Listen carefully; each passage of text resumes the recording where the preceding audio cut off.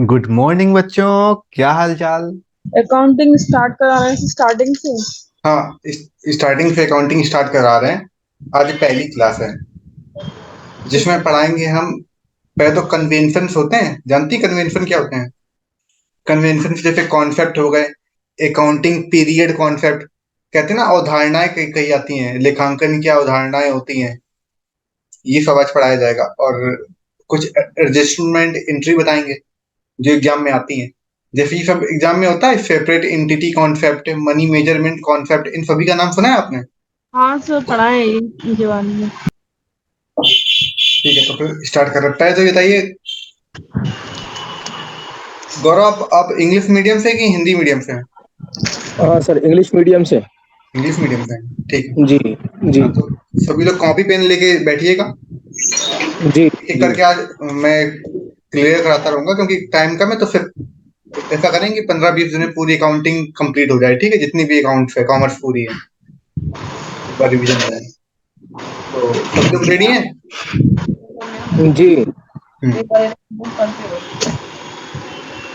पहले चैप्टर का नाम है अकाउंटिंग कॉन्सेप्ट। एग्जाम में जो क्वेश्चंस आए जाते हैं, जैसे पूछ लेता है कि 1494 में अकाउंटिंग के फादर ऑफ अकाउंटिंग कौन है? ल्यूकस पेसियोली, जानते हैं? हाँ जी। सर, लेकिन जी।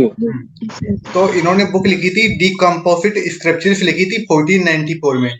ल्यूकस पेसियोली, ये फादर ऑफ अकाउंटिंग कहलाते हैं। तो ये आप लोग लिख लीजिए जाए तो, फादर ऑफ अकाउंटिंग है ल्यूकस पेसियोली। इसके अलावा क्वेश्चन इस तरीके का आता है कि सबसे पहले क्या होता है अकाउंटिंग में। अकाउंटिंग में पहले ट्रांजैक्शंस होते हैं, जिनको हम लोग क्या करते हैं, रिकॉर्ड करते हैं।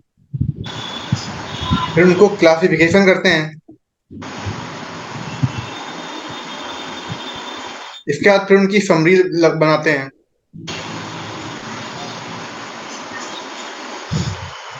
फिर उसका रिजल्ट लेते हैं। इसके बाद फिर उसकी ऑडिटिंग होती है। ऐसे ही अकाउंटिंग की डेफिनेशन होती है, जिसमें पहले जो ट्रांजैक्शंस होते हैं उनको रिकॉर्ड किया जाता है, फिर उनको बांटते हैं, अलग अलग क्लासिफाई करते हैं, उनकी समरी के बारे में पता करते हैं, फिर रिजल्ट निकालते हैं, फिर ऑडिटिंग होती है। ये एक अकाउंटिंग का साइकिल है, किस तरीके से अकाउंटिंग चलती है। जी अकाउंटिंग सर। का मतलब क्या होता है? तो कोई भी, आप ये समझो, अकाउंटिंग का बेसिक मतलब ये होता है, कोई भी काम करोगे आप तो उसके लिए पैसे की जरूरत पड़ती है। और आपने कितना पैसा खर्च किया उस काम को करने के लिए, तो उसको लिखने के लिए कोई ना कोई सिस्टम तो होना चाहिए। उसी को बोलते हैं हम अकाउंटिंग सिस्टम, जिसमें ट्रांजेक्शन होते हैं, चाहे वो 20 रुपए का ट्रांजेक्शन हो, चाहे वो 20,000 करोड़ का ट्रांजेक्शन हो, तो सारे ट्रांजेक्शन लिखे जाते हैं, लेन देन जिनका मतलब होता है, उनको रिकॉर्ड करते हैं। तो पहला अकाउंटिंग का काम होता है ट्रांजेक्शन जो दिए होते हैं उनको रिकॉर्ड करना। रिकॉर्ड कौन करता है, ये कोई बता सकता है? रिकॉर्ड किए जाते हैं बुक कीपिंग में। ये जो लिखा है ना, रिकॉर्ड करना, तो जी। रिकॉर्ड करते हैं हम लोग बुक कीपिंग में, करते हैं। ये जर्नल के अंदर आता है। तो रिकॉर्ड किए जाते हैं, जर्नल एंट्री सबसे पहले होती है, तो जर्नल में करते हैं रिकॉर्ड। क्लासीफाई मतलब होता है बांटना। तो आपको पता है लेजर में क्या होता है, कैश की अलग लेजर बनती है, हर एक चीज की अलग अलग लेजर बनती है। तो क्लासीफाई का मतलब बांटना, किसमें? लेजर में बांटना। तो लेजर में बांटने में काम करते हैं हम लोग क्लासीफाई में। फिर कह दे, अगर समरी की बात कह दे, समरी बताना उसकी पूरी या एनालिसिस करना, तो वो किया जाता है ट्रायल बैलेंस में करते हैं। रिजल्ट निकाला जाता है फाइनल अकाउंट में। ये तो पता ही होगा कि कंपनी का जो रिजल्ट होता है, प्रॉफिट एंड लॉस, वो हम लोग बनाते हैं फाइनल अकाउंट, जी। पता है। जी सर। जी। और इसके बाद जब पूरा रिजल्ट बन जाता है, फिर कंपनी की ऑडिट की जाती है। ऑडिट का मेन काम होता है अकाउंट्स को, बुक ऑफ अकाउंट्स को चेक करना कि उन्होंने सही अकाउंटिंग की है, ताकि आगे चल के उसको टैक्स पे किया जा सके इस पर। मेन काम ऑडिटिंग का होता है ये चेक करना कि उन्होंने सब कुछ सही लिखा है, कुछ गड़बड़ तो नहीं किया है, जो फाइनेंशियल रिजल्ट है वगैरह इनमें कुछ गड़बड़ी कर दी हो, ताकि टैक्स ना देना पड़े। तो इसके लिए ऑडिटिंग की जाती है, क्रॉस चेक, कि आपने सब कुछ सही किया है ताकि गवर्नमेंट को टैक्स मिल सके। वो काम होता है ऑडिटिंग का। कोई घोटाला तो नहीं किया गया है, कोई गड़बड़ कुछ तो नहीं किया गया, पता चले कुछ 2 रुपए की चीज को 200 रुपए की चीज दिखा दी गई हो, तो इसके लिए करते हैं ऑडिटिंग, देखते हैं हम लोग। तो ये सारे क्लियर हो गए। अकाउंटिंग में क्या होता है, पहले तो ट्रांजेक्शन होते हैं, उनको रिकॉर्ड करते हैं। अब एग्जाम में क्वेश्चन कैसा आता है, क्वेश्चन आता है कि ट्रांजेक्शन को रिकॉर्ड करते हैं किसके अंतर्गत, तो करते हैं जर्नल के अंतर्गत। या पूछ सकता है कि लेजर का काम क्या होता है, तो लेजर काम होता है क्लासिफाई करना, ये क्वेश्चन आ सकता है। आ सकता है कि ट्रायल बैलेंस का काम क्या होता है, तो ऑप्शन हो सकता है समराइज करना या तो उसको एनालिसिस करना, ये काम होता है ट्रायल बैलेंस का। और रिजल्ट पता ही है कि कंपनी फाइनल अकाउंट में रिजल्ट निकलता है, प्रॉफिट एंड लॉस अकाउंट निकलती है, बैलेंस शीट। पता ही होगा आपको कि कंपनी के प्रॉफिट एंड लॉस, जैसे रिलायंस है, तो रिलायंस को एक 3 महीने में कितना, एक क्वार्टर में कितना उसको प्रॉफिट हुआ, तो उसके पूरा रिजल्ट वगैरह दिया होता है, तो वो इसमें आता है फाइनल अकाउंट में। देन फिर ऑडिटिंग होती है। तो ये आपको एक पूरी सीरियल समझ में आ गया। जी सर। हाँ, तो ये नोट कर लिया आप लोगों ने। जी सर। सर भैया ये भी 1 मिनट रह गया है।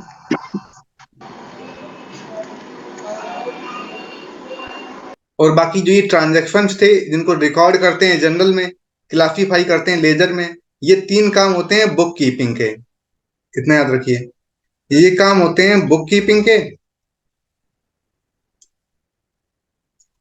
इसके बाद के जो ये होते हैं समरी करना, रिजल्ट निकालना, ये काम होता है अकाउंटिंग का।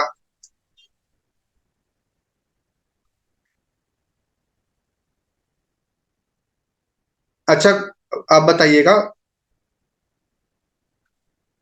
गौरव, आंसर की क्लासीफाई किसके अंदर किया जाता है। सर क्लासीफाई लेजर में किया जाता है। हाँ, और जनरल का काम क्या होता है। सर सर रिकॉर्ड करना। हाँ, रिकॉर्ड करना होता है। ट्रायल बैलेंस का काम क्या होता है, समरी बताना, समरी जी बताना या फिर एनालिसिस करना। जी ट्रायल बैलेंस क्या होता है, बेसिक काम तो उसका यही होता है ना कि देखो उसमें डेबिट और क्रेडिट बराबर होना चाहिए, कोई गलती है तो ये पता लगा लें कहाँ पर कौन सी एरर छूटी हुई है, ये काम होता है ट्रायल बैलेंस का। हाँ जी। हाँ, इसके बाद फिर रिजल्ट में फाइनल अकाउंट निकलता है, देन फिर ऑडिटिंग की जाती है।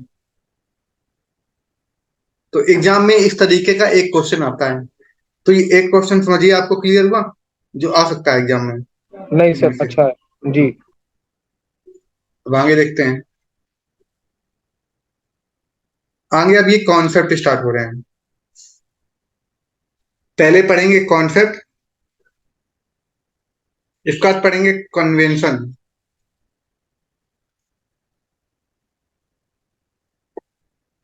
नाम तो आप लोगों ने पहले सुने ही होंगे इनके, कॉन्सेप्ट और कन्वेंशन के, जी सर। 12th में। तो पहला जैसे लिखा है कॉन्सेप्ट बताएंगे पहले कि अकाउंटिंग के क्या क्या कॉन्सेप्ट होते हैं। तो ये अकाउंटिंग के कॉन्सेप्ट के द्वारा क्या होता है कि ये कॉन्सेप्ट लोग सही से मैच करते हैं, तो जो फाइनेंशियल स्टेटमेंट होते हैं वो अच्छे से बने जाते हैं, ताकि लोगों को पढ़ने में आसानी होती है, कंपनी भी आसानी से पढ़ सकती है, इसलिए ये सब बनाए जाते हैं। यही समझ लो ये एक तरीके से मेकअप का काम करते हैं। जैसे कोई पर्सन है, अगर वो मेकअप कर लेता है तो दिखने में अच्छा लगने लगता है, वैसे ही सारे जो कॉन्सेप्ट कन्वेंशन होते हैं इनको अगर यूज किया जाता है तो फाइनेंशियल जो स्टेटमेंट होता है देखने में अच्छा लगने लगता है, थोड़ा सा वेल डेकोरेट होता है, कहाँ पर क्या लिखना होता है ये सब पता होता है, इस तरीके से लिखा जाता है। तो ये मेकअप काम करता है। पहला जैसा है सेपरेट इंटिटी कॉन्सेप्ट, लिखते रहिएगा, हम इंग्लिश में भी लिख देते हैं।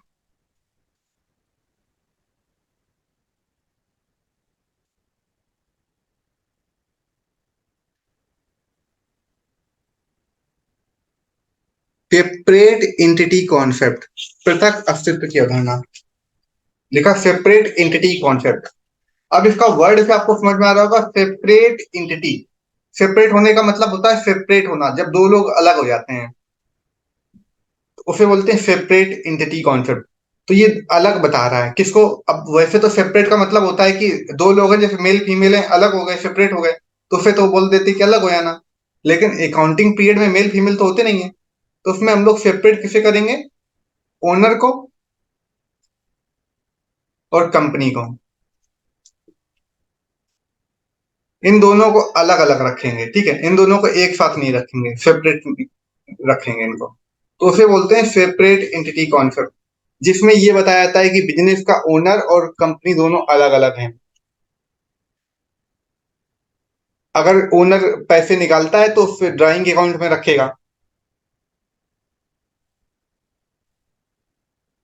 और ओनर अगर पैसे डालता है तो फिर वो कैपिटल हो जाती है।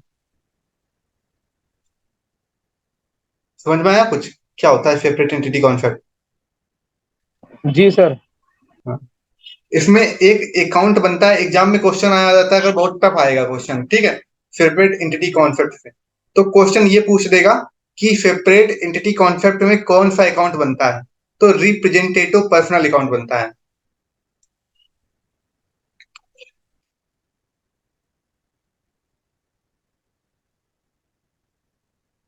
Representative personal account, REPRESENTATIVE personal PERSONL account, represent personal account बनता है। तो अब आप पहले बताइएगा मुझे कि अकाउंटिंग में सबसे पहले क्या आता है, जब हम लोग सारे ट्रांजेक्शन होते हैं उनको रिकॉर्ड करने के बाद क्या आता है? क्लासीफाई होते हैं सर, हाँ, क्लासीफाई। क्लासीफाई काम किसका होता है? वो लेजर का। हाँ, क्लासीफाई के बाद फिर क्या निकलता है? के बाद हम लोग उसको समरी बनाते हैं। हाँ, समरी काम होता है किसका?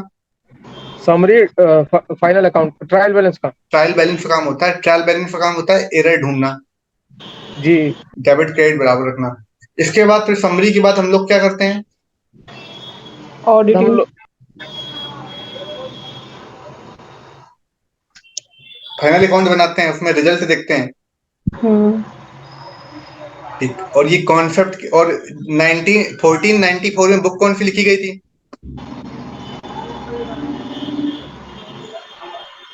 डी कॉम्पोजिट स्क्रप्चर किसने लिखी थी? इसकी ल्यूकस इसका पेफियोली ने। फादर ऑफ क्या, अकाउंट कौन है? स्पेसियो। हाँ। तो अब सर एक, ये हाँ, बुक का नाम लिखेंगे कैसे?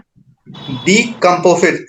डी मतलब होता है जैसे डी TH ही लिख दीजिए, डी कंपोफिट स्क्रिप्चरिस। अब वो लैटिन वर्ड था ना, तो अलग थोड़ी थी लैंग्वेज, वैसे दी लिख सकते हो, दी कंपोजिट स्क्रिप्चरिस।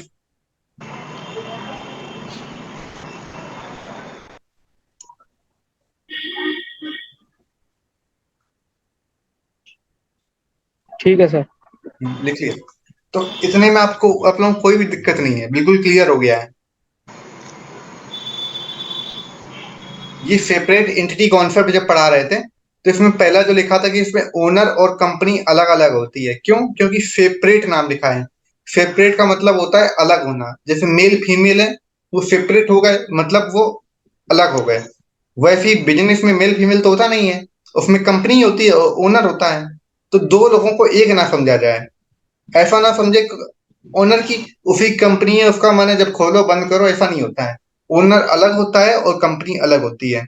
ओनर अगर कंपनी से रुपए निकालेगा तो फिर बोलेंगे ड्राइंग, और अगर कंपनी में रुपए डालेगा तो फिर बोलेंगे कैपिटल। ओनर की लायबिलिटी उतनी होती है जितनी वो कैपिटल डालेगा, ये समझ लो। अगर ओनर मर भी जाता है तब भी कंपनी चलती रहेगी, क्योंकि जो बिजनेस होता है वो लॉन्ग लॉन्ग टाइम तक चलता है। इसलिए सेपरेट एंटिटी कॉन्सेप्ट का मतलब होता है ओनर और बिजनेस को अलग अलग समझना। इसीलिए सबसे पहला कॉन्सेप्ट ये रखा गया है, ताकि कई लोग ऐसा ना हो कि फाइनल अकाउंट में गड़बड़ी कर दें।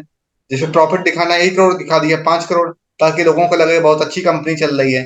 तो पहले ही अकाउंटिंग में क्लियर कर दिया जाता है कि भाई ये आपके घर की कंपनी नहीं है। अब समझ में आ गया?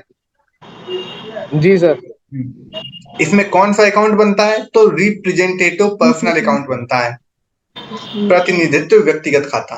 रिप्रेजेंटेटिव पर्सनल अकाउंट बनता है सेपरेट एंटिटी कॉन्सेप्ट में।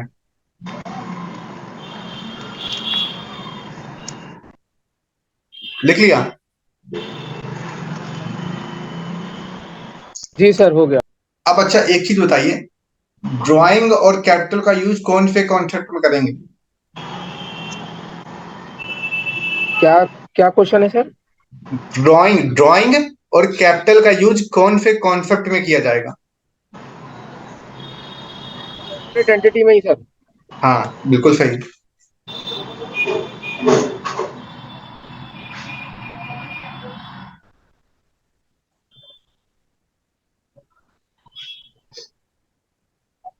अब सेकेंड है money measurement concept.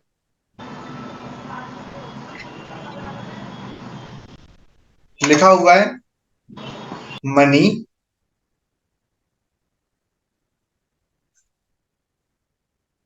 Measurement concept. Money measurement का मतलब क्या होगा? मनी मेजरमेंट, पैसे को मापना, मेजर करना। तो यही तो ये कॉन्सेप्ट कह रहा है ना कि पैसे को मापो, पैसे को मेजर करो कि ये पैसा है कि नहीं है। तो ये बताता है क्वांटिटी के बारे में। पैसे हम लोग कैसे गिनते हैं? एक, दो, तीन, चार, 2000, 4000 ऐसे गिनते हैं, 6000, 8000। तो वो बताता है क्वांटिटी को। तो इसमें क्वांटिटेटिव डेटा का यूज करते हैं मनी मेजरमेंट में। उन चीजों को देखते हैं जिनको हम लोग गिन सकते हैं। इसमें क्वालिटेटिव नहीं आता है, क्वालिटी नहीं देखते हैं। अगर क्वालिटी का मतलब क्या होता है? क्वालिटी का मतलब होता है कि आपके, जैसे आपके अंदर क्या क्वालिटी है? आप ऑनेस्ट हो, ये क्वालिटी होती है। लेकिन अकाउंटिंग बुक्स में ऑनेस्टी क्वालिटी नहीं होती है। वहां पर होता है वेल डेकोरेट होना, अच्छे से क्लीन और क्लियर अकाउंटिंग बनी होना, ये वहां की क्वालिटी होती है अकाउंटिंग की। ठीक है। तो क्वालिटी नहीं देखता कि आपने कितना साफ सुथरा लिखा है, कितने वेल डेकोरेट लिखा है। मनी मेजरमेंट का मतलब होता है कि जो चीजें मनी में मेजर की जा सके हैं, मतलब जिनको हम गिन सकते हैं कि हाँ ये 2 4 6 पैसे में गिन सकते हैं, उनको हम इसके अंतर्गत लिखेंगे।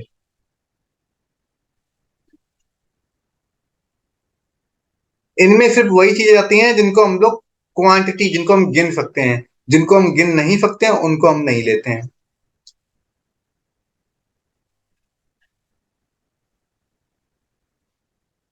समझ में आया मनी मेजरमेंट कॉन्सेप्ट? जी सर।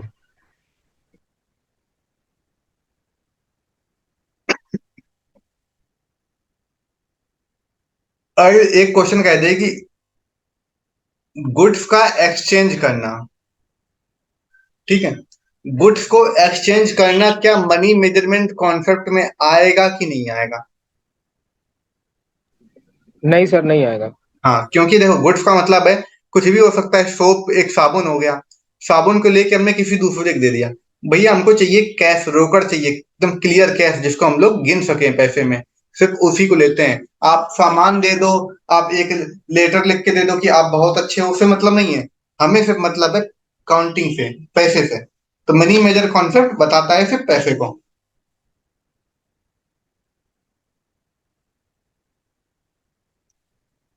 थर्ड पॉइंट होता है कॉस्ट कॉन्सेप्ट।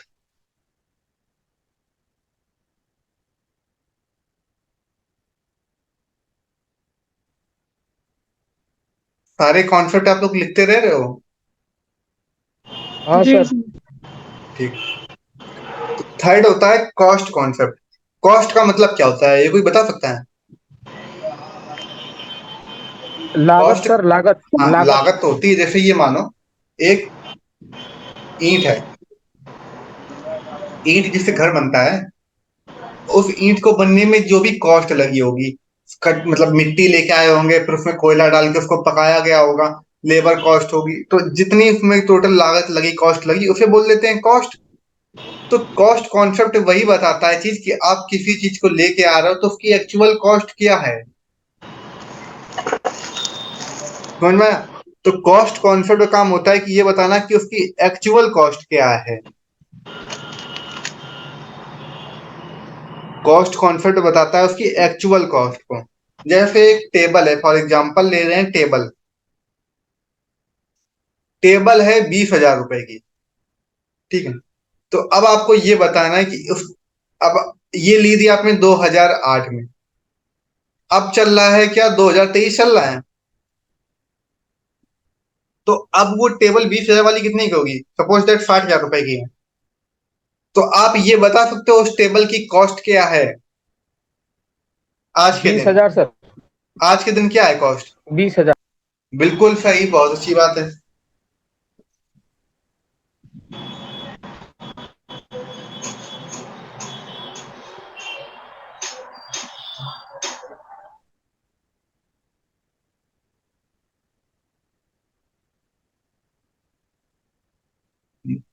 बहुत अच्छा बताया आपने, देखो आपको स्टार मिल गए।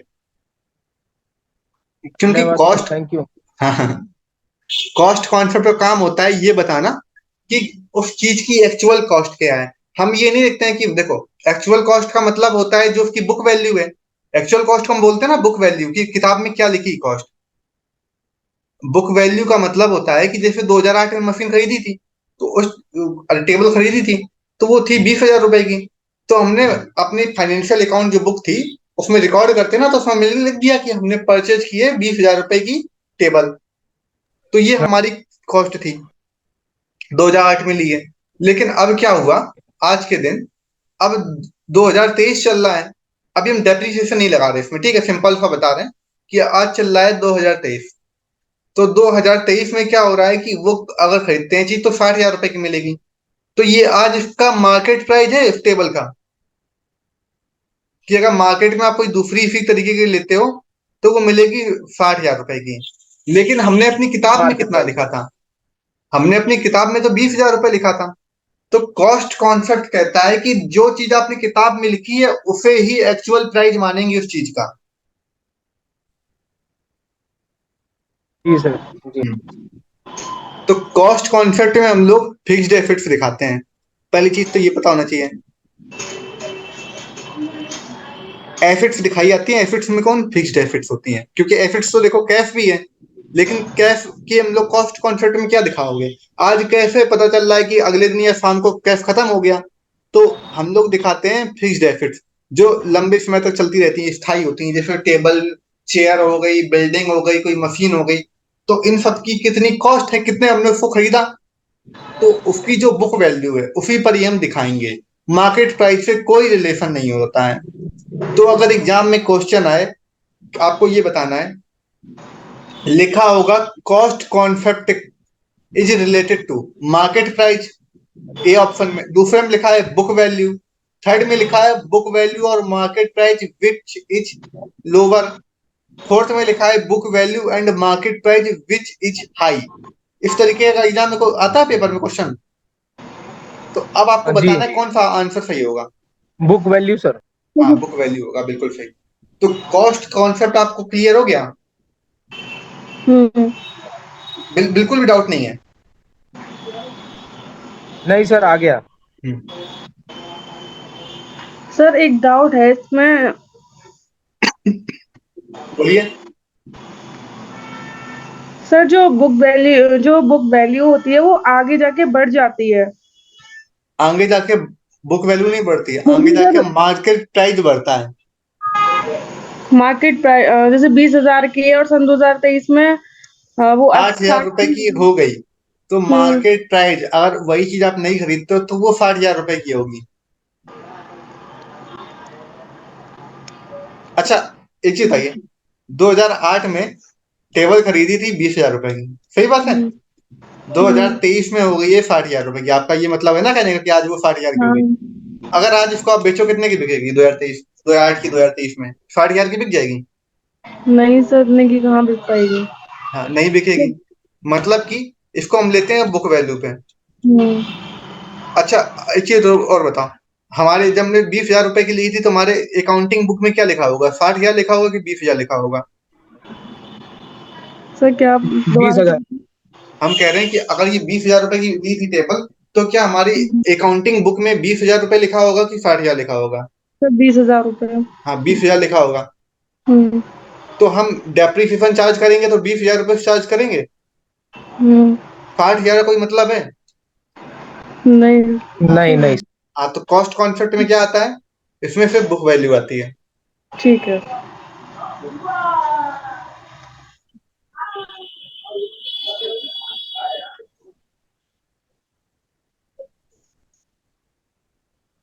आगे लिखा है डबल एंटिटी कॉन्सेप्ट।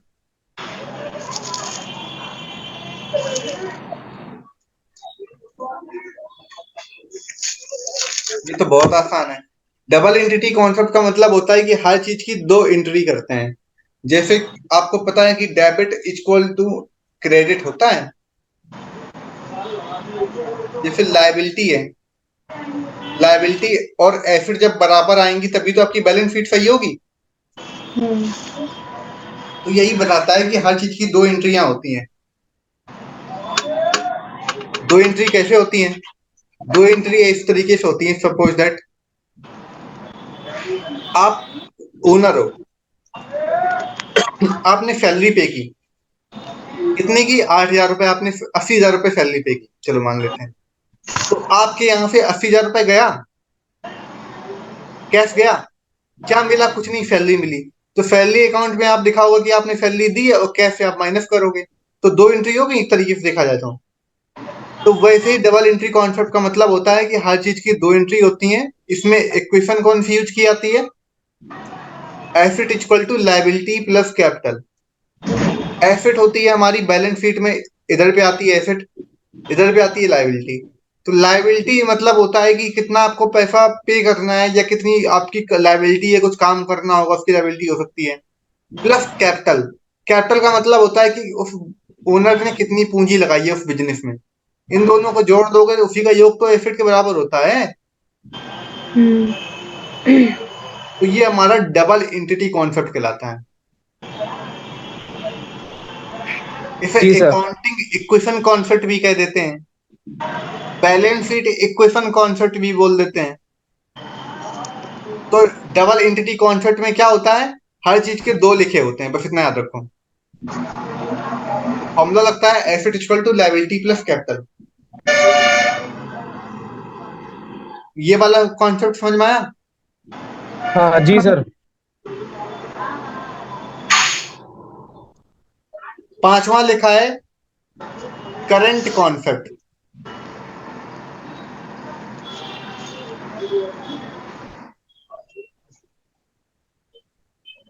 या तो उसको बोलते हैं गोइंग कंसर्न कॉन्सेप्ट।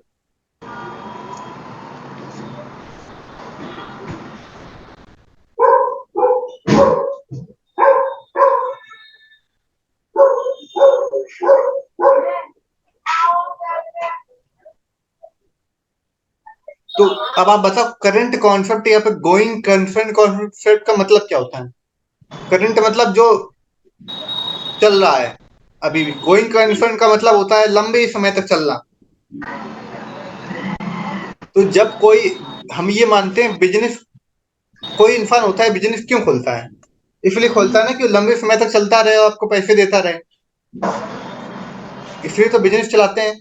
तो बिजनेस को हम ये मानते हैं कि बिजनेस की जो एज होती है वो लॉन्ग टाइम होती है, कि ओनर मर भी जाता है इसके बाद ही बिजनेस चलता रहता है। तो ये बताता है करंट कॉन्सेप्ट या फिर गोइंग कंसर्न कॉन्सेप्ट बताता है कि जिसमें बिजनेस की एज बहुत लंबी होती है। हर साल उसकी देखो, बिजनेस में क्या होता है कि हर साल आप हो सकता है लोन लो, ठीक है, या फिर हो सकता है आपको आपके पास प्रॉफिट ज्यादा, रेवेन्यू बहुत आया हो, तो कैश आपके पास बहुत सारा आ गया हो। तो हर साल उसमें एसेट और लायबिलिटी में चेंजमेंट होता है। हाँ, हर साल एसेट और लायबिलिटी में चेंजमेंट होता है। और हर साल एसेट की हम लोग वैल्यू डिफाइन करते हैं कि कितनी इसकी एसेट की वैल्यू है, हर साल, एवरी ईयर। तो गोइंग कंसर्न कॉन्सेप्ट का मतलब होता है कि बिजनेस लंबे समय तक चलता रहता है। हम ये मान के चलते हैं कि बिजनेस है वो बहुत लंबे समय तक चलता रहेगा। इसमें हर साल एसेट और लायबिलिटी क्यों हम लोग चेंज होती रहती है ना, हर साल हम लोग उसे एनालिसिस करते हैं कि कितनी चेंज हुई है एसेट और लायबिलिटी। किसी साल हो सकता है कि लायबिलिटी आपकी ज्यादा हो, मतलब आपने काफी लोन लिया हो सकता है अगली साल आपको प्रॉफिट हुआ तो आपने लोन पे कर दिया तो लायबिलिटी कम हो गई। तो ऐसे ही हम लोग देखते हैं, और इसमें हर साल एसेट की वैल्यू देखी जाती है कि अभी कितनी एसेट की वैल्यू है। तभी तो हमको पता चलेगा ना कि बिजनेस और कितना टाइम तक चलता रहेगा। तो यही काम होता है गोइंग कंसर्न कॉन्सेप्ट या फिर करंट कॉन्सेप्ट का। अब बताइए इसमें में कोई दिक्कत? नहीं सर। समझ में आ गया? हाँ जी आ गया सर। अच्छा, तो अब आप अभी तक जितना भी मैंने बताया है,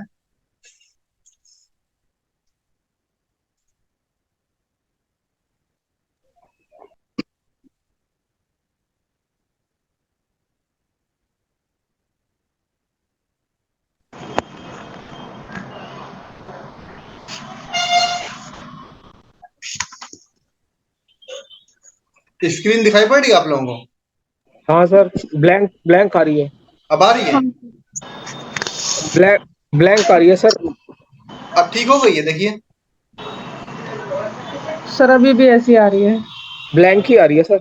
अभी भी वैसी आ रही है। लोडिंग। अब देखिए।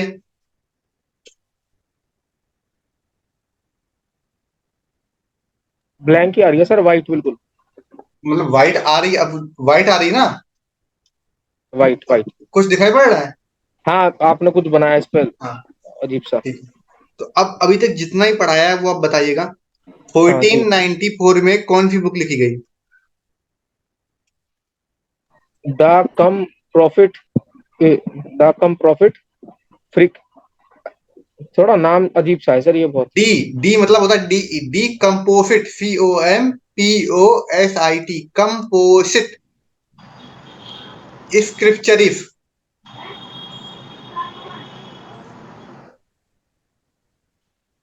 डी कंपोजिट स्क्रिप्चरिस। ठीक है सर, अब लिख लिया, अब ठीक। हाँ, ये कौन से राइटर ने लिखी थी?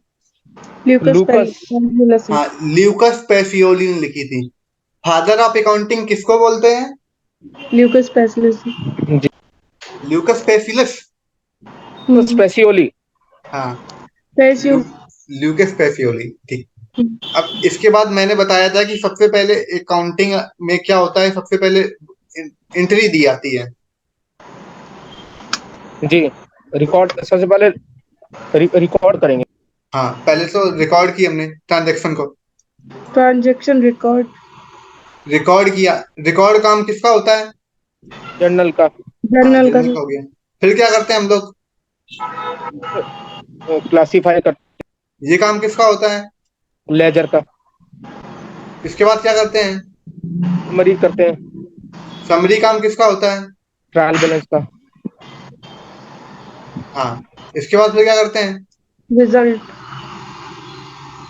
रिजल्ट काम किसका होता है? Sir, final auditor. Account. Final account का। हाँ, इसके बाद क्या करते हैं? Final account audit. का ऑडिट। तो ये होता है ये जो ऑडिट। ट्रांजैक्शन रिकॉर्ड करते हैं और क्लासीफाई, ये आता है बुक कीपिंग के अंदर। और समरी और रिजल्ट निकालना आता है अकाउंटिंग के अंदर। ये बात पता है?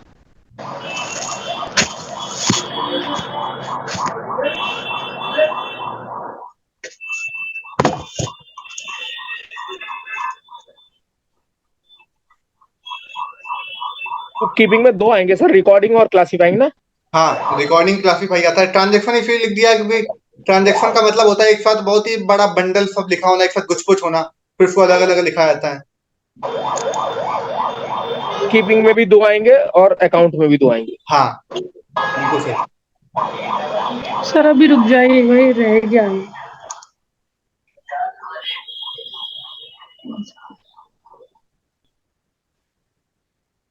लिख लिया आप लोगों ने? आगे देखें, आगे पूछें? हाँ सर जी, लिख लिया। ठीक। सर, एक मिनट रुक जाइए। कितना धीमे आप लिखती हो?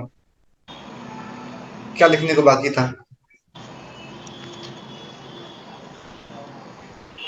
कुछ नहीं सर, मैंने स्क्रीनशॉट ले लिया है, मैं लिख लूंगी बाद ले लिया? में, बताइए। ठीक। अब आगे मैंने पढ़ाया क्या था, कॉन्सेप्ट के बारे में बताया था। जी सर। कॉन्सेप्ट में पहला क्या आता है? Separate entity. पता हाँ, था सेपरेट एंटिटी काम क्या होता है? इसका ये कहता है कि ओनर और कंपनी अलग अलग है। हाँ, बिल्कुल सही। देखो, रटना बिल्कुल नहीं है अकाउंट का, मैं पढ़ा रहा हूँ। सिर्फ वर्ड इसे समझना है। सेपरेट एंटिटी, सेपरेट मतलब होता है अलग होना। किसको अलग होना? तो बिजनेस और पर्सन को अलग होना, यही तो काम होता है सेपरेट एंटिटी का। तो बिजनेस और पर्सन अलग है, मतलब कि no relation between business man and business. Businessman या पर्सन के बीच और उस बिजनेस के बीच में कोई रिलेशन नहीं होगा। और अगर वो पर्सन बिजनेस से रुपए निकालता है तो फिर बोलेंगे ड्राइंग। पैसे ड्राइंग। डालता है तो कैपिटल। यहाँ पर कौन सा अकाउंट लिखते हैं हम लोग? रिप्रेजेंटेटिव। Personal account. हाँ, रिप्रेजेंटेटिव पर्सनल अकाउंट लिखते हैं। तो क्वेश्चन एग्जाम में आ जाता है, लिख देगा रिप्रेजेंटेटिव पर्सनल अकाउंट किस कॉन्सेप्ट के अंदर आता है। चार ऑप्शन होंगे, separate entity, money measurement, current concept, और एक लिखा होगा डुअल प्रिंसिपल कॉन्सेप्ट। तो अब बच्चे कंफ्यूज कि कॉन्सेप्ट में रिप्रेजेंटेटिव पर्सनल अकाउंट कहाँ से आ जाएगा। तो कंफ्यूज करने के लिए क्वेश्चन दे सकता है। तो सेपरेट एंटिटी समझ में आ गया। हाँ सर, आ गया। दूसरा कौन सा था? Money measurement. हाँ, मनी मेजरमेंट। मनी मेजरमेंट का मतलब क्या होता है? Quantitative data. हाँ, मनी जिसको हम मेजर मांग सकते हैं। Quantitative data. अब इसको और आसान समझो, मनी मेजरमेंट पैसे को मेजर करना, मापना, कितना पैसा है, गिनना, एक दो तीन चार कितने हजार की गड्डियां हैं, तो गिना जाता है। तो जिसको हम गिन सकते हैं नंबर्स में, तो क्वांटिटेटिव।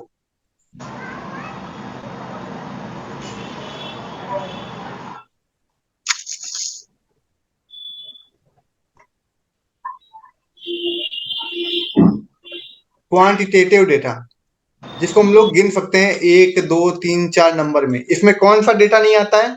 तो क्वालिटेटिव डेटा नहीं क्वालिटेटिव आता है। नहीं। हाँ, इसके बाद फिर कौन सा था तीसरा? Cost concept. हाँ, कॉस्ट कंसेप्ट। कॉस्ट कॉन्सेप्ट क्या बताता है? कॉस्ट कॉन्सेप्ट लागत अवधारणा। अब ये क्या बताएगा? Book value. बुक वैल्यू हाँ, बताता है। बिल्कुल सही। एक सिंपल सा word, book value. Book value का मतलब है कि कॉस्ट कॉन्सेप्ट, वो चीज कितने में एक्चुअल में बनी थी, तो हमारी वही बुक में लिखा होगा इतने रुपए में बनी, तो उसी को ही हम लेते हैं, हम मार्केट प्राइस को नहीं लेते हैं। चौथा कौन सा पॉइंट था? Double entity. हाँ। Double entity concept. हाँ, डबल इंटिटी कॉन्सेप्ट। इसका मतलब था हर चीज की दो एंट्री होती हैं, जैसे डेबिट और क्रेडिट बराबर होना चाहिए। इसमें फॉर्मूला क्या बनता है? एसेट्स बराबर कैपिटल प्लस लाइबिलिटी। हाँ, लायबिलिटी प्लस कैपिटल होता है। तो ये हमारा फॉर्मूला बनता है। इसे हम लोग बैलेंस शीट इक्वेशन ही बोल सकते हैं। जी। पांचवा कौन सा बताया था? Current concept. हाँ, करंट कॉन्सेप्ट, ये क्या होता है? Going going. हाँ, करंट कॉन्सेप्ट बोल दो, या तो गोइंग कंसर्न कॉन्सेप्ट। गोइंग मतलब जा रहा है बिजनेस, लंबे समय तक चलता रहेगा। ये बताता है कि बिजनेस की एज कोई है नहीं। आवाज आ रही है आप लोगों को? हाँ हाँ सर, सर, आ आप। रही है, हाँ, आ रही कि बिजनेस की कोई एज नहीं है, लंबे समय तक बिजनेस चलता रहता है। तो इसमें हर साल एसेट और लायबिलिटी की वैल्यू चेक करते हैं कि इस साल कितनी है। है। जी। जी। ये काम होता है करंट कॉन्सेप्ट का। अब ये बताइए, पांचों कॉन्सेप्ट क्लियर? जी सर। हाँ सर। अब आगे देखते हैं।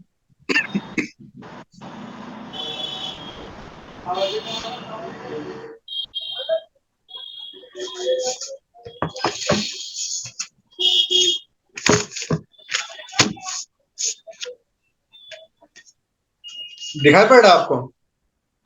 हाँ हाँ। सर, दिखाई दे रहा है। सिक्स में लिखा है एक्युरल कॉन्सेप्ट।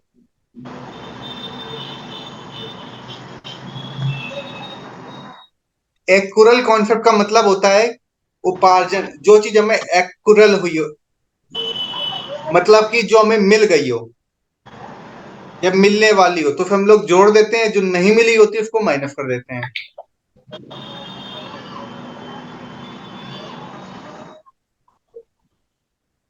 ये वर्ड आपको समझ में नहीं आया होगा, एक्युरल। समझ में आया कि नहीं?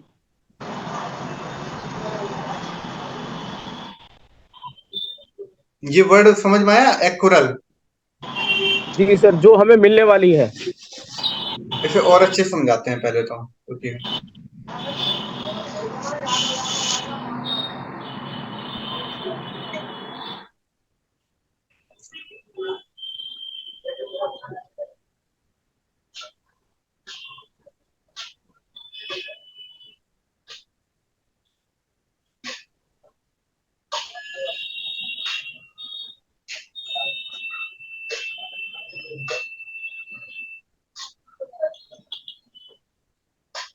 ये पेज दिखाई पड़ रहा है? हाँ सर दिखाई दे।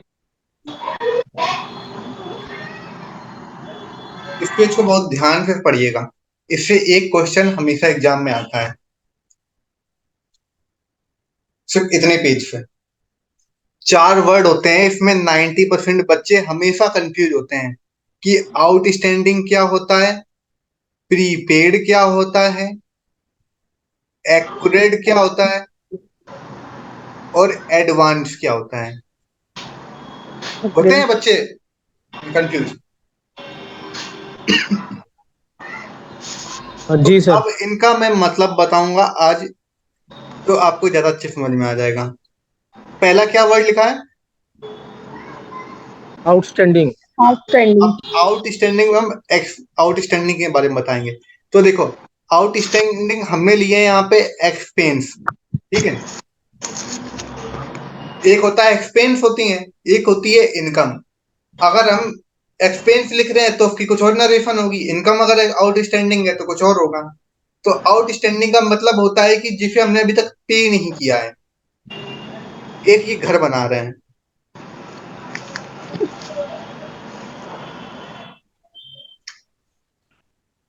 ये घर दिखाई पड़ रहा है? दिखाई दे रहा हाँ, यहाँ पर एक बॉय है, ये लखनऊ से आया हुआ है,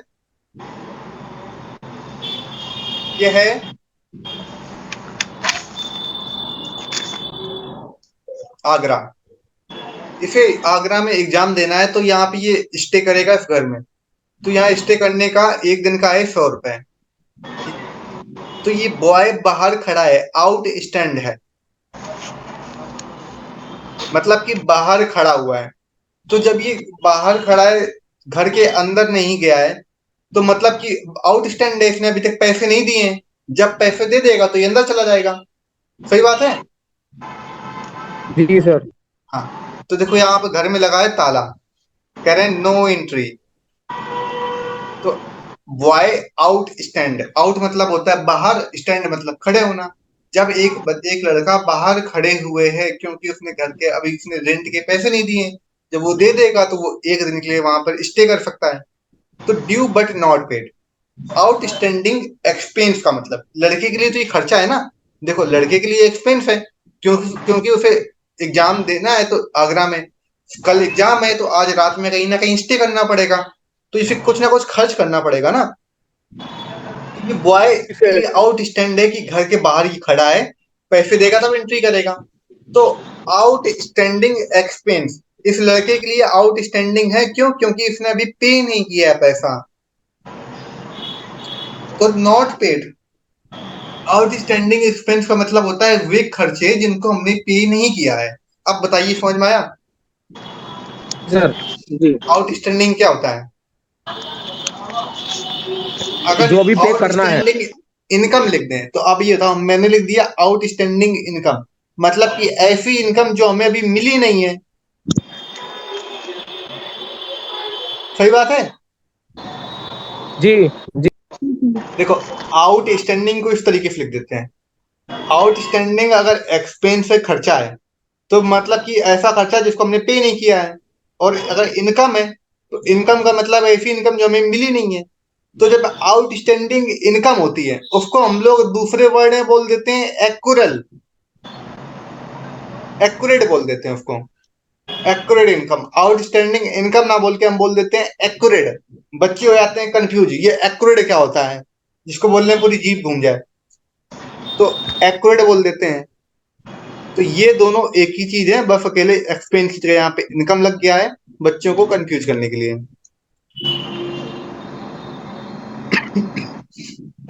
यहाँ पर नॉट पेड है, यहाँ नॉट रिसीव है।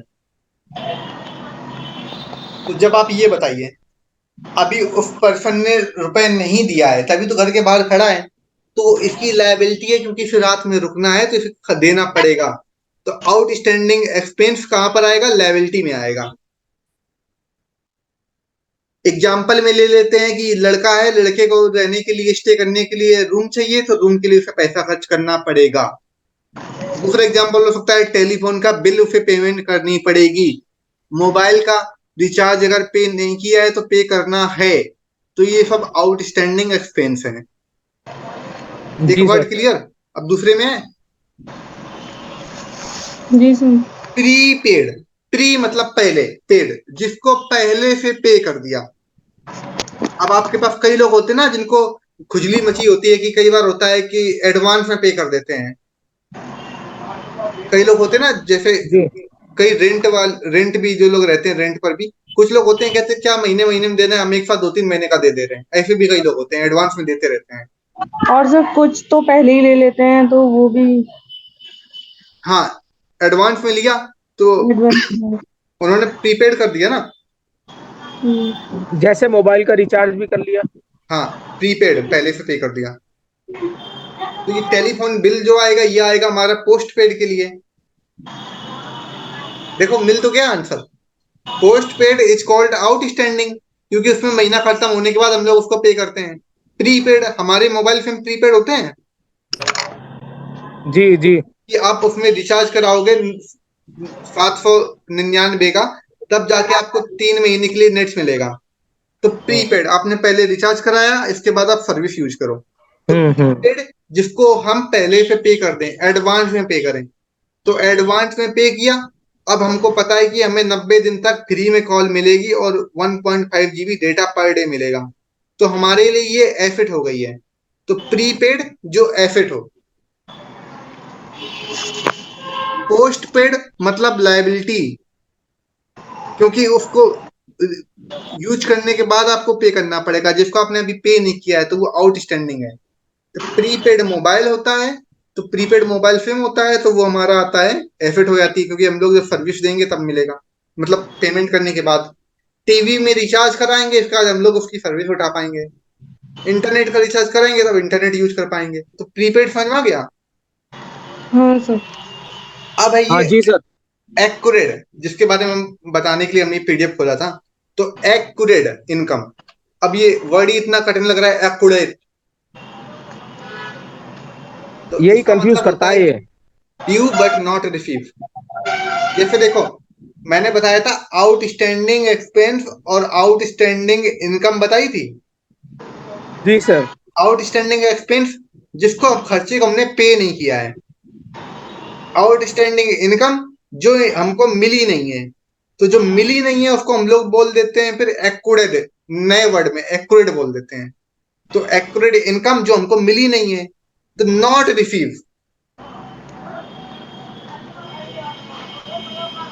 जो इनकम हमको मिली नहीं है, हमको पता है हमको मिलेगी। आपने कहीं किसी कंपनी में काम किया या फिर किसी जगह पे जॉब की है, 10 दिन आपने जॉब किया बाद में छोड़ दिए, तो आपको इतना पता है ना कि आपको 10 दिन का रुपया मिलेगा।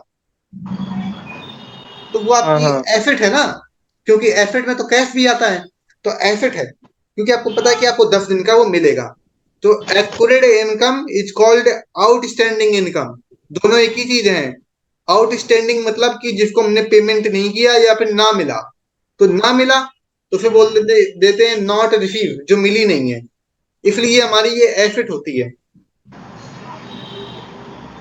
फिर आता है एडवांस इनकम। एडवांस इनकम मतलब होता है हमको पहले ही मिल गई है इनकम। जैसे मानो अब रेंट की बात की थी, वो रेंट एक पर्सन ने दे दिया है 3 महीने का एडवांस पे, प्रीपेड किया है ना उस आदमी ने। उस रेंट वाले ने तो प्रीपेड किया है। लेकिन अब उस ओनर के लिए, जो मकान मालिक है, उसके लिए तो लाइबिलिटी बन गई है ना कि आपने 3 महीने का एक साथ ले लिया है पैसा। अब आपको 3 महीने तक आप उस कमरा खाली नहीं करवा सकते हो। तो आपको सर्विस देनी पड़ेगी। तो जिसका पैसा एडवांस में रिसीव हो गया हो, तो वो आपके लिए लाइबिलिटी है। लाइबिलिटी का मतलब ये नहीं होता कि आपको पैसा देना है। लाइबिलिटी का मतलब होता है कि आपने पैसा ले लिया है, तो उसके आपने पैसा लिया होगा, कोई रीजन से लिया होगा ना पैसा। तो वो जो रीजन है आपको वो रीजन पूरा करना पड़ेगा। जैसे एक मसाज पार्लर पार्लर में एक इंसान है, उसने 3 महीने की एडवांस में पेमेंट कर दी। तो मसाज पार्लर की लाइबिलिटी है। लाइबिलिटी क्या है? लाइबिलिटी है कि उसको 3 महीने तक उसको मसाज करनी है। अब आप ये बताइए, चारों क्लियर हुए? हाँ सर। आउटस्टैंडिंग मतलब लड़का घर के लड़का घर के बाहर खड़ा है। घर के बाहर खड़ा है मतलब उसने अभी तक पैसे की पेमेंट नहीं की है। जब पैसे की पेमेंट नहीं की है तो नॉट पेड, देखो वर्ड लिखा हुआ है नॉट पेड। प्रीपेड, जिसने पहले से पेमेंट कर दी, जैसे मोबाइल रिचार्ज कराया तो नॉट पेड था, तो जब नहीं पेमेंट की तो पेमेंट करनी पड़ेगी उसे, मजबूरी है उसकी, लाइबिलिटी है उसके लिए, उस पर्सन के लिए। एडवांस में पे कर दिया तो उसकी एसेट है। मोबाइल रिचार्ज का एग्जांपल दिया था। एक्यूरेट इनकम, अब ये लोग वर्ड कंफ्यूज होते हैं, एक्यूरेट क्या होता है, एक्यूरेट एक्यूरेट, तो एक्यूरेट कुछ नहीं, एक्यूरेट काट दो, कोई वर्ड ही नहीं है।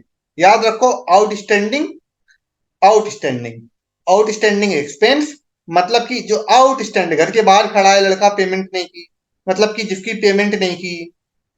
अगर इनकम होगी तो इनकम का मतलब होता है जो हमको रिसीव नहीं हुई, तो नॉट रिसीव मतलब कि एक्यूरेट हो गई। नहीं रिसीव हुई आपको, रिसीव होगी।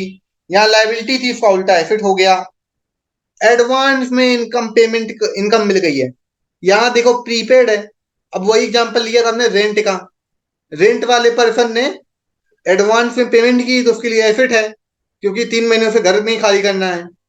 ओनर के लिए लाइबिलिटी है, तो एसेट का उल्टा लाइबिलिटी हो गया। अब बताइए, ये चारों में कोई डाउट? नहीं सर। अब बैक करते हैं।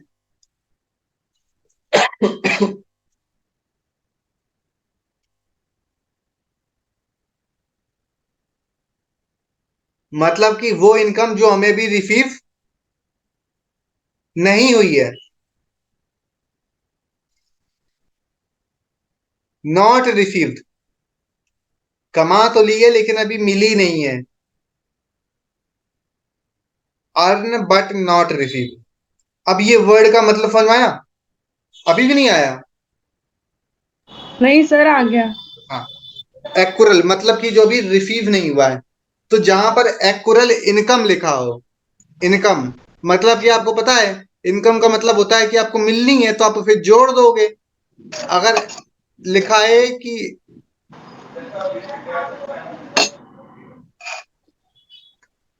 अनअर्न्ड इनकम, अर्न अर्न का मतलब होता है जो आपने कमाई नहीं, मतलब कि आपको एडवांस में मिल गई है, तो ये इसको एडवांस लिखो। जहां पे एडवांस लिखा हो उसे माइनस कर दोगे, क्योंकि आपके लिए लाइबिलिटी है, और एक्युरल आपके लिए एसेट है, तो प्लस हो गया। बस यही बताता है कॉन्सेप्ट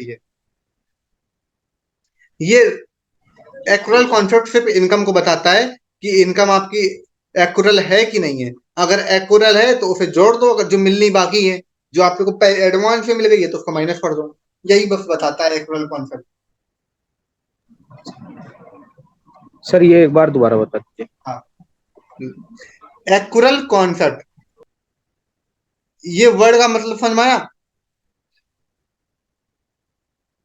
हाँ ये तो समझ में आया। क्या होता है? एक्रूवल मतलब अभी अभी मिलेगा। हाँ, अभी अभी मिलेगा। हाँ। अभी मिलेगा आप बोलोगे ना तो कंफ्यूज हो जाओगे। वही ओ। 4 वर्ड याद रखो, आउटस्टैंड, प्रीपेड, हाँ। Unearned, advance. दो में इनकम लिख दो, यहाँ पे एक्सपेंस लिख दो। ठीक है। आउटस्टैंडिंग एक्सपेंस मतलब कि जो आपको अभी आपने पे नहीं किया है, नॉट पेड। प्रीपेड जिसको आपने एडवांस में पे कर दिया है। अनअर्न्ड जो आपने अभी तक कमाया नहीं, लेकिन आप कमाया नहीं अभी तक, आपको earn earn income. Prepaid, unearned नहीं इसको बोलते हैं हम लोग, एक्युरल बोलते हैं। एडवांस हो जाएगा अनअर्न, एक्युरल। हाँ, एक्युरल इनकम बोल दो या तो आउटस्टैंडिंग इनकम बोल दो, बात एक ही है। एक्युरल मतलब कि जो आपको नॉट रिसीव, मतलब आपको मिली नहीं है लेकिन आपको मिलनी है। एडवांस का मतलब होता है आपको एडवांस मिल गई है। तो एक्युरल, ये वाला कॉन्सेप्ट बता रहे हैं हम, एक्युरल कॉन्सेप्ट, कि जो आपको रिसीव नहीं हुई है, आपने कमा तो लिए लेकिन आपको अभी दी नहीं गई है सैलरी। आपने 15 दिन काम कर लिया है लेकिन सैलरी अभी आपके अकाउंट में नहीं आई है, तो आपकी सैलरी एक्युरल है। तो इसमें इनकम वर्ड आता है। इनकम क्या, तो ये बताता है कॉन्सेप्ट कि इनकम हमारी अभी एक्युरल है, मिलनी है कि नहीं मिलनी है। अगर मिलनी है तो उसको जोड़ दो, अगर इनकम हमारी एडवांस में इनकम दे दी गई है तो उसको माइनस कर दो, क्योंकि वो इस फाइल से रिलेट नहीं करेगी। इसमें लाइबिलिटी लायबिलिटी एबिलिटी का मतलब ही नहीं है। हाँ, ठीक है सर। एडवांस इनकम लायबिलिटी है हमारे लिए, लेकिन लायबिलिटी में लिखेंगे नहीं। नहीं, सिर्फ ये कॉन्सेप्ट बता रहे हैं ना कि इसका काम क्या होता है। इस कॉन्सेप्ट का काम इतना होता है कि ये बताता है इनकम के बारे में। एक्रुअल कॉन्सेप्ट बताता है इनकम के बारे में, कि वो इनकम एडवांस है या तो एक्रुअल है। एक्रुअल है तो जोड़ दो, एडवांस है तो माइनस कर दो, बस। ठीक है सर, समझ में बाकी आ ये चीज नहीं बताता है कि एक्रुअल हम लोग एक्रुअल लिखते हैं एसेट में, एडवांस लिखते हैं लायबिलिटी में, ये नहीं बताता है चीज। सिर्फ ये मोटा मोटा ये बताता है कि क्या काम होता है। जैसे डॉक्टर काम क्या होता है, कई सारे डॉक्टर होते हैं, ठीक है। तो डॉक्टर, एक डॉक्टर है जो देखता है शुगर के मरीज को, तो उसका काम है ब्लड की जांच करना, ठीक है। ब्लड की जांच करना, और जांच सैंपल लेके उसकी जांच करके बताया ना फिर उसे शुगर है कि नहीं है। तो वैसे ही यहाँ पर इस कॉन्सेप्ट का काम क्या है। इसका काम सिर्फ इतना बताना है कि इनकम अगर है तो इनकम आती है एक्रुअल कॉन्सेप्ट में, कि इनकम हमें मिलनी है या फिर एडवांस में मिल चुकी है। जी मिलनी है सर। तो जोड़ दो, एडवांस मिली तो माइनस कर दो। ठीक। आ गया समझ में? राइट। कोई डाउट अभी? नहीं, अब समझ में आ गया।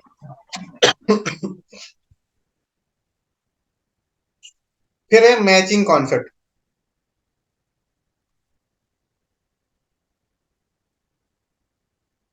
मैचिंग कॉन्सेप्ट का मतलब होता है मैच करना। कैसे मैच करना?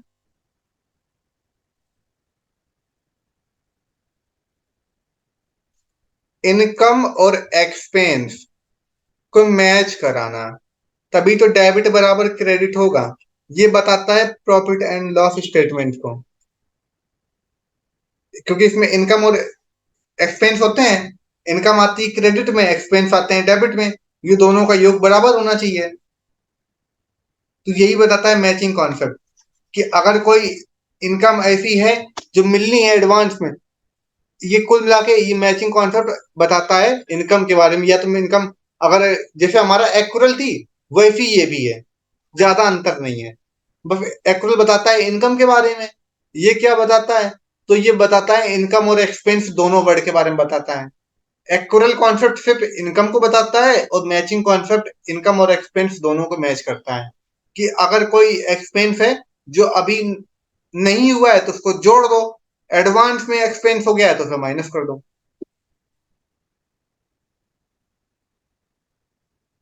ठीक है सर। तो देखो, एक्रुअल कॉन्सेप्ट इनकम को बताएगा, ये वर्ड लिख लो, भूलना भूल जाओगे। एक्रुअल बताएगा इनकम को, और मैचिंग बताएगा एक्सपेंस को। अब याद रखो कैसे। एक्रुअल इनकम को बताएगा और मैचिंग बताएगा एक्सपेंस को, कि एक्सपेंस होना है तो जोड़ दो, नहीं होना है तो माइनस कर दो। इसके बाद ये कंपेयर करेगा, इनकम और एक्सपेंस इक्वल होने चाहिए, कि इनकम में से सारे एक्सपेंस घटा देंगे। बैलेंस शीट कैसे वो प्रॉफिट एंड लॉस कैसे बनता है? यहाँ पे जितना हमको इनकम होती है, जैसे 2,000 की हुई, उसमें से 1,000 जब एक्सपेंस घटा दोगे तभी तो आपका नेट प्रॉफिट निकलेगा। हाँ जी। हाँ, तो यही मैचिंग कॉन्सेप्ट बताता है। मैचिंग कॉन्सेप्ट का मेन काम क्या है? मैचिंग कॉन्सेप्ट का मेन काम है नेट प्रॉफिट निकालना। कैसे निकालेंगे? जब हम इनकम में से एक्सपेंस घटा देंगे।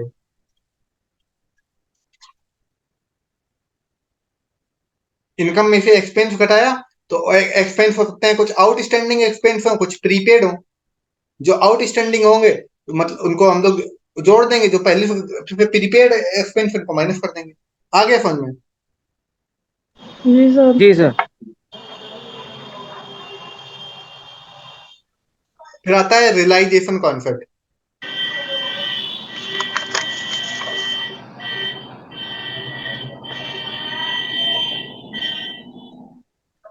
RELIATION, realisation concept.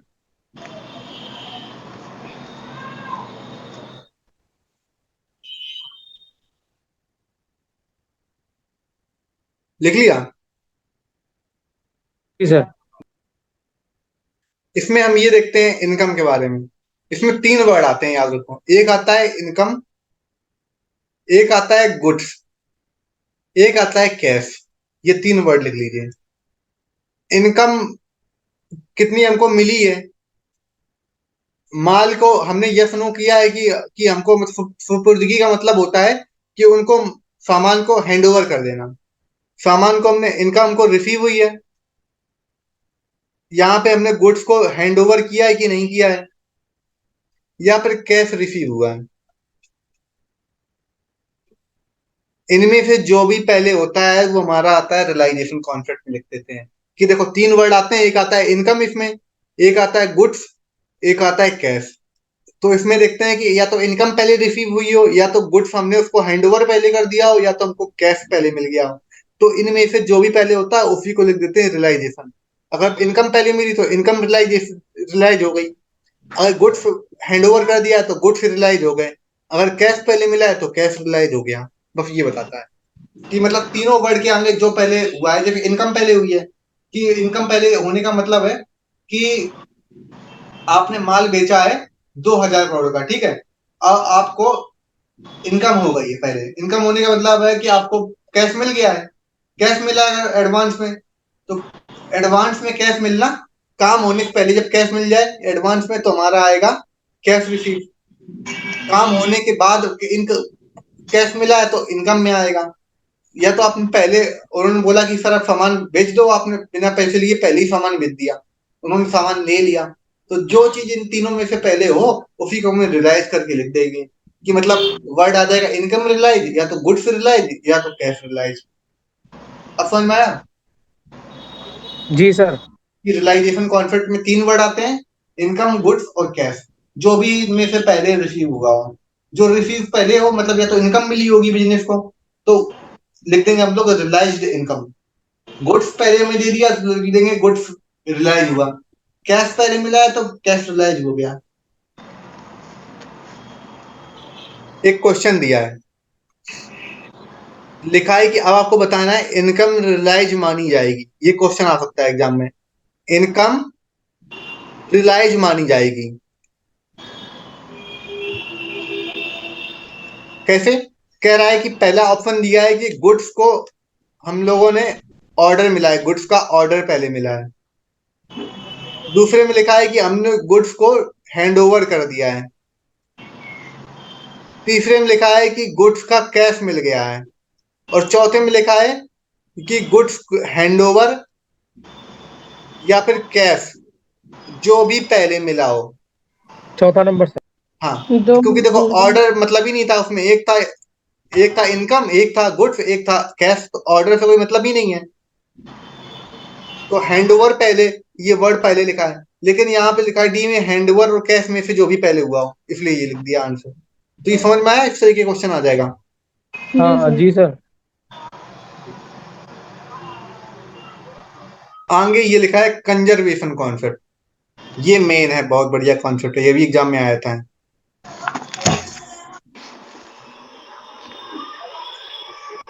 Conservation concept,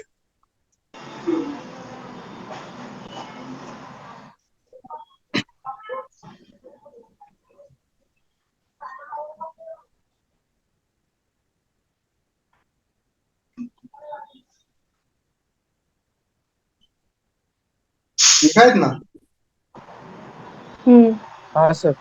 रुकी का पहले से पहले कुछ और बताते हैं। कंजर्वेशन कॉन्सेप्ट से पहले बताते हैं।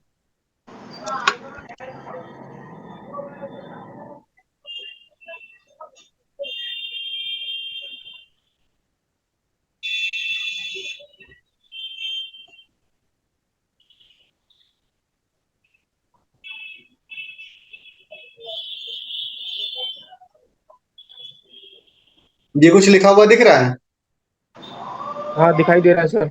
ये लिखा है डेफिनेशन ऑफ अकाउंटिंग। यहाँ पे जी। क्या लिखा है, पहला रिकॉर्ड मतलब जर्नल, क्लासीफाई मतलब लेजर, लेजर। समरी मतलब trial balance, trial balance. Significance manner the terms of the lot financial characters into different photo. मतलब कि अकाउंटिंग की डेफिनेशन में ये तीन वर्ड आ गए, सीधी सी बात देख लो। तो डेफिनेशन आप अगर अकाउंटिंग याद कर लो ना आप, तो आपको ये सीरियल भी याद हो जाएगा कि रिकॉर्ड आता है, फिर क्लासीफाई होता है, फिर समरी होता है।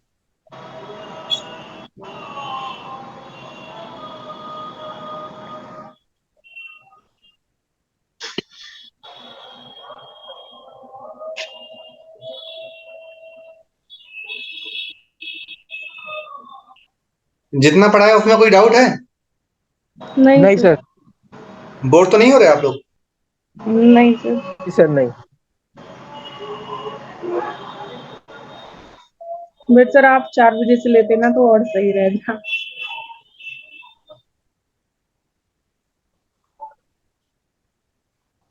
ये दिखाई पड़ रहा है? हाँ सर। जी।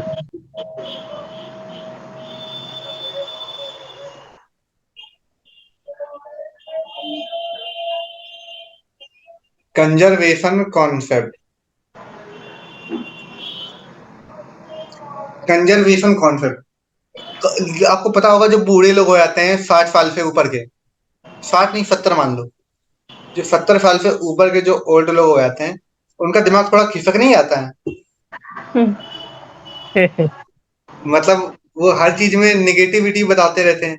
जैसे कि अगर किसी ने गिलास दिया तो हो सकता है फेंक दें, वो बच्चों की तरह जिद करने लगते हैं, पता है? जी तो सर। हाँ, तो सर थोड़ी सी वो निगेटिव मान लो। आपकी बात तो भी कई, करने लगता है। हाँ,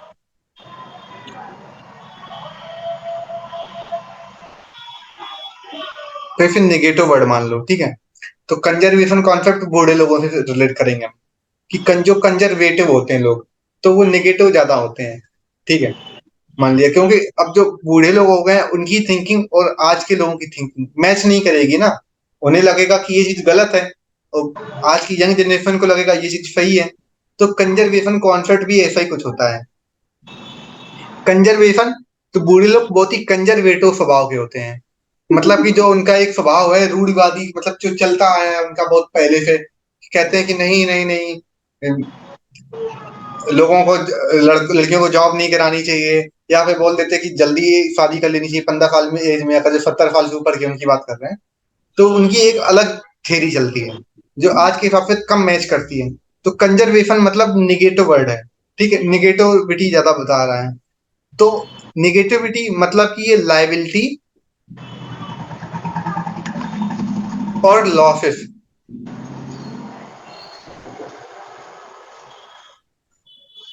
को पहले लिखता है। कंजर्वेशन कॉन्सेप्ट लाइबिलिटी और लॉसेस को पहले लिखता है। समझ में आया मतलब कंजर्वेशन कॉन्सेप्ट का? हाँ जी सर। क्योंकि निगेटिव वर्ड था, निगेटिव मतलब लाइबिलिटी और लॉस, उनको लिखेगा। और इसमें प्रोविजन वर्ड लिखे आते हैं, ये पॉइंट लिख लीजिए। प्रोविजन वर्ड लिखा जाता है। प्रोविजन का मतलब पता है क्या होता है?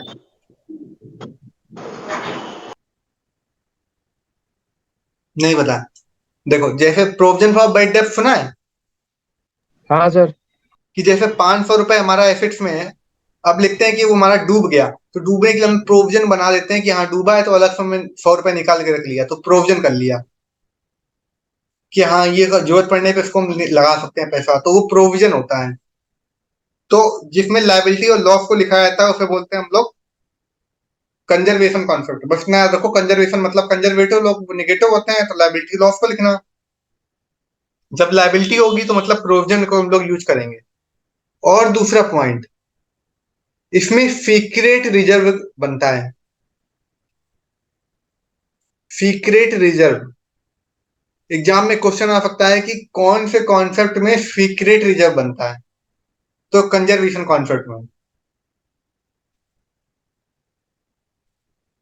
तीसरा पॉइंट आ जाता है, जो most most most important point है, स्टॉक का वैल्यूएशन, मार्केट प्राइस और कॉस्ट प्राइस, इनमें से जो भी कम में होता है उसमें करते हैं। कॉस्ट कॉन्सेप्ट में कर रहे थे कि सिर्फ कर रहे थे हम लोग, कॉस्ट कॉन्सेप्ट का प्रयोग कर रहे थे अकाउंटिंग प्राइस, मतलब जो बुक वैल्यू थी। इसमें बता रहे हैं कि जो उसकी बुक वैल्यू है और मार्केट प्राइस, इसमें से जो भी कम है उसमें से हम लोग स्टॉक की वैल्यूएशन करते हैं। Book value and market price, इनमें से जो भी लो है उसको हम लोग लिखते हैं। तो ये हमारा होता है कंजर्वेशन कॉन्सेप्ट में, तीन चीजें आती हैं। पहली, कंजर्वेशन बूढ़े लोग निगेटिव बहुत होते हैं, तो निगेटिव मतलब लाइबिलिटी और लॉस आ गया। लायबिलिटी है तो प्रोविजन वर्ड तो आता है, सीधी सी बात है। जैसे बेड डेप्थ है तो प्रोविजन आ गया। सीक्रेट रिजर्व का इसमें निर्माण होता है, बनता है सीक्रेट रिजर्व। और स्टॉक को देखते हैं हम, बुक वैल्यू और मार्केट प्राइस, इनमें से जो भी कम होता है उस पे स्टॉक को दिखाते हैं। वहां पर कॉस्ट कॉन्सेप्ट में सिर्फ दिखा रहे थे बुक वैल्यू पे, यहाँ पर दिखा रहे हैं चीजों को बुक वैल्यू और मार्केट प्राइस, इनमें से जो भी कम हो। वहां पे हम लोग बात कर रहे थे कॉस्ट कॉन्सेप्ट में फिक्स्ड एसेट्स की, यहाँ पे स्टॉक की बात कर रहे हैं। स्टॉक मतलब होता है सामान। आज आपके पास कोई कंपनी में सामान है, कोई चीज बनाई, पाउडर बनाया है, ठीक है, सब्जी सीमा पाउडर जिससे रसगुल्ले बनते हैं। पाउडर में एज लिखी 6 महीने की, तो आज उसकी बुक वैल्यू 6 महीने है। अब 6 महीने बाद, 5 महीने बाद वो एक्सपायर होने वाला है, तो उसकी मार्केट प्राइस कितना बचा? अगर 60 रुपए का था ये पाउडर का पैकेट, 10 रुपए बचा। तो इसमें से जो भी कम होता है उसमें दिखाते हैं, 10 रुपए है तो 10 में दिखाया। इसीलिए कहा ये नेगेटिव कॉन्सेप्ट होता है, ये नेगेटिविटी हर चीज में दिखाता है। समझ में आया ये वाला कॉन्सेप्ट? हाँ जी सर। फिर आता है अकाउंटिंग पीरियड कॉन्सेप्ट, कुछ भी नहीं है इसमें। इसमें बताता है कि अकाउंट हमारा 1 अप्रैल से 31 मार्च बनता है, बस इतना बताता है। आखिरी आखिरी आज का ये आखिरी पॉइंट बचा है, फुल डिस्क्लोजर कॉन्सेप्ट।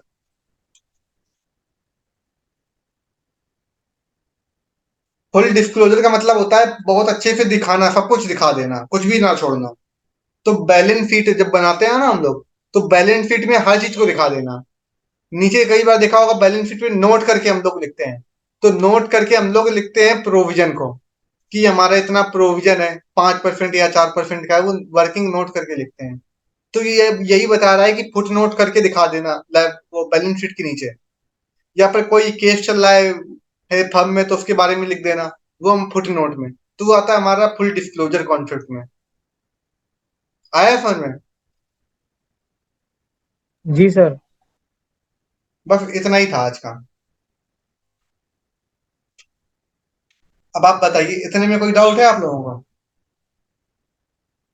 नहीं नो सर। सर। एकदम क्लियर हो गया है?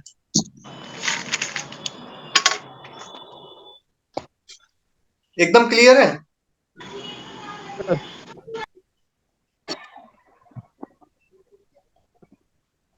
ठीक है, फिर आज की क्लास बंद करें गौरव? हाँ जी। जी अच्छा, सर। और और बाकी थैंक यू पढ़ाई सर। समझ में आ रही है मेरी? हाँ जी सर, थैंक यू सर। अच्छा ठीक है।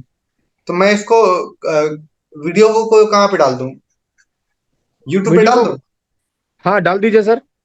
ठीक है, रिकॉर्ड कर लिया है, मैं यूट्यूब पे डाल दे रहा हूँ, आपको प्राइवेटली लिंक भेज दूंगा, ठीक है? जब पढ़ना हो तो आप हाँ। खुद दोबारा से हाँ रिव्यू कर सकते हो। डाल दीजिए sir, thank you sir. Okay. जब अगले दिन क्लास लेंगे तो मैं मैसेज डाल दिया करूंगा, ठीक है, कितने टाइम लेनी है हाँ। क्लास।